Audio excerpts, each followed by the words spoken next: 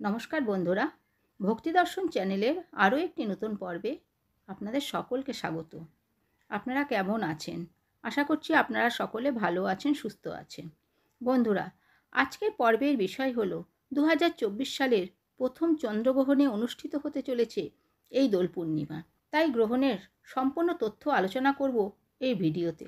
তার সাথে জানব এই পূর্ণিমাতে দোল উৎসব পালন করা যাবে কি না, হোলিকা বা ন্যাড়াপোড়া কবে পালন করা হবে এবং দোল পূর্ণিমার দিন সত্যনারায়ণ ব্রতের নিশি পালনের সঠিক সময়সূচি সবটাই জানবো এই ভিডিওটিতে। তার আগে চ্যানেলটিকে সাবস্ক্রাইব করুন, লাইক, কমেন্ট, শেয়ার করে অল নোটিফিকেশনে ক্লিক করুন পরবর্তী ভিডিও পাওয়ার জন্য। গ্রহণ হলো একটি মহাজাগতিক ঘটনা, কিন্তু এই গ্রহণের পিছনেও রয়েছে নানা যুক্তি ও তর্ক। এই বছরের প্রথম গ্রহণটি অনুষ্ঠিত হতে চলেছে দোল পূর্ণিমার দিন। আমরা সর্বপ্রথমে জানব দোল পূর্ণিমার মাহাত্ম্য।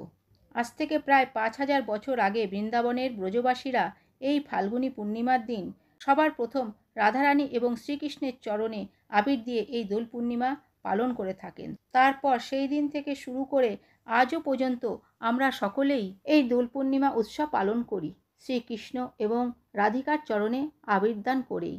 দোল পূর্ণিমা উৎসবের অপর নাম হোলি।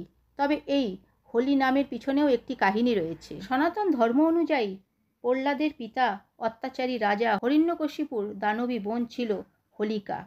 তিনি একেবারেই ভগবান বিষ্ণুকে সহ্য করতে পারতেন না। তবে তিনি ব্রহ্মার তপস্যা করে ব্রহ্মার কাছ থেকে বর পেয়েছিলেন যে আগুন তাকে কিছুই করতে পারবে না। তিনি একটি চাদর পেয়েছিলেন, যে চাদরটি গায়ে জড়িয়ে রাখলে আগুন তাকে স্পর্শ করতে পারত না। দৈত্য হিরণ্যকশিপু ছিলেন প্রবল বিষ্ণু বিদ্বেষী, আর তার ছেলে প্রহ্লাদ মহারাজ ছোট থেকেই ছিলেন প্রবল হরিভক্ত। তাই তার ছেলে প্রহ্লাদ যখন সর্বদা হরিনাম করত, তখন তিনি প্রহ্লাদকে শেষ করার জন্য নানা রকম চেষ্টা করতে থাকেন। সর্বচেষ্টা যখন ব্যর্থ হয়, তখন তিনি তার ছেলেকে হোলিকার দ্বারা অগ্নির মধ্যে নিক্ষেপ করেন। আগুনে প্রহ্লাদকে নিয়ে হোলিকা প্রবেশ করার পর প্রহ্লাদ শ্রী হরিকে ডাকতে থাকেন। তখন ভগবানের নির্দেশে পবনদেব হোলিকার চাদর উড়িয়ে সেই চাদর প্রহ্লাদের গায়ে দিয়ে দেয়, আর হোলিকা অগ্নিতে দহন হয়ে যায়। সেই থেকে এই উৎসব হোলি নামে পরিচিত। হোলিকা দহনকেই অনেকে ন্যাড়াপোড়া বলে থাকে।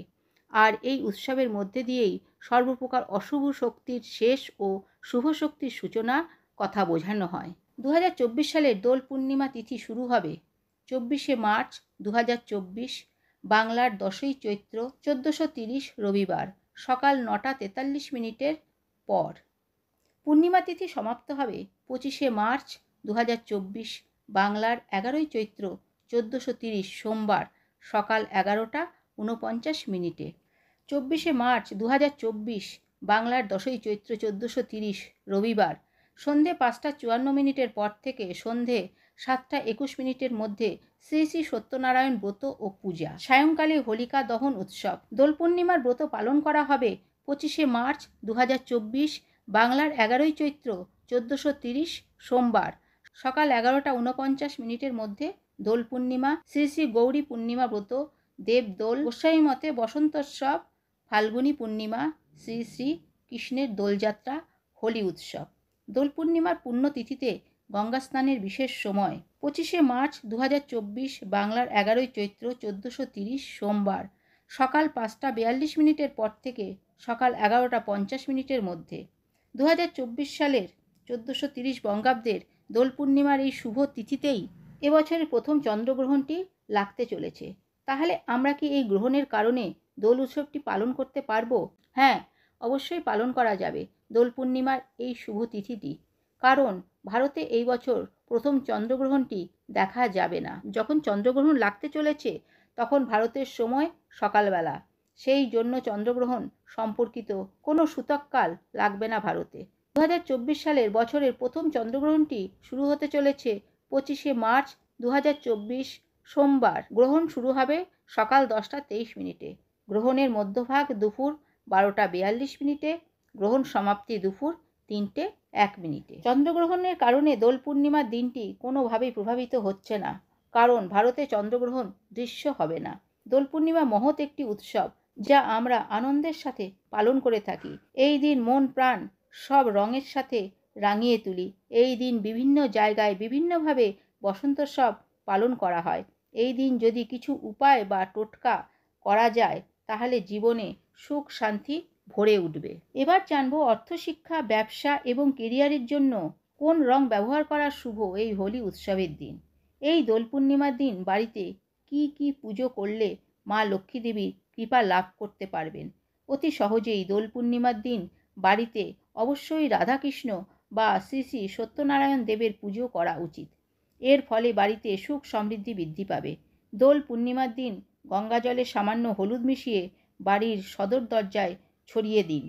এতে বাড়ির সমস্ত প্রকার নেগেটিভ এনার্জি বা নেতিবাচক শক্তি দূর হবে। এই দিন রাতে চন্দ্র দর্শন করুন এবং চন্দ্র ভগবানকে অর্ঘ্য প্রদান করুন এবং চন্দ্রদেবকে অর্ঘ্য দেওয়ার সময় এই মন্ত্রটি অবশ্যই জপ করবেন। ওম সোম সোমায় নমঃ। ওম সোম সোমায় নমঃ। চন্দ্রদেবকে অর্ঘ্য দেওয়ার সময় এই মন্ত্রটি 21 বার জপ করবেন। এতে ঘরে সুখ সমৃদ্ধি বজায় থাকবে। এই দিন আমিষ আহার গ্রহণ করবেন না। এই দিন রং খেলার আগে নিজের পছন্দের রং শ্রীকৃষ্ণ এবং রাধারানীর চরণে অর্পণ করে তবেই রং খেলা শুরু করুন। এতে দোল পূর্ণিমার শুভ প্রভাব লাভ করতে পারবেন।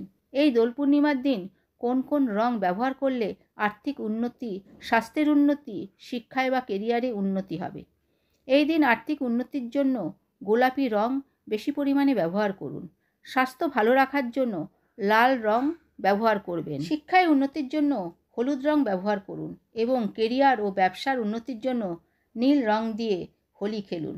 অন্যান্য রং অবশ্যই ব্যবহার করবেন, কিন্তু এই রঙগুলো দিয়ে হোলি খেলার চেষ্টা অবশ্যই করবেন। তো বন্ধুরা, আজকের ভিডিওটি এই পর্যন্তই। আশা করছি ভিডিওটি আপনাদের ভালো লাগবে। ভিডিওটি ভালো লাগলে চ্যানেলটিকে সাবস্ক্রাইব করে সঙ্গে থাকুন। ভালো থাকবেন, সুস্থ থাকবেন। ধন্যবাদ।